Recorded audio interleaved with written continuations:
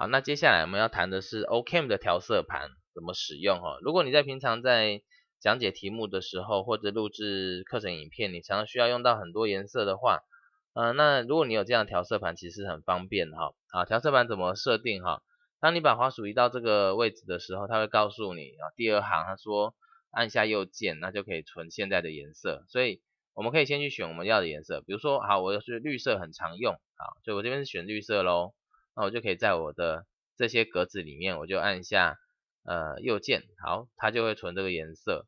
那如果说你觉得红色也很好用啊，好，那红色我们就可以到这边按下右键，啊，它就变红色。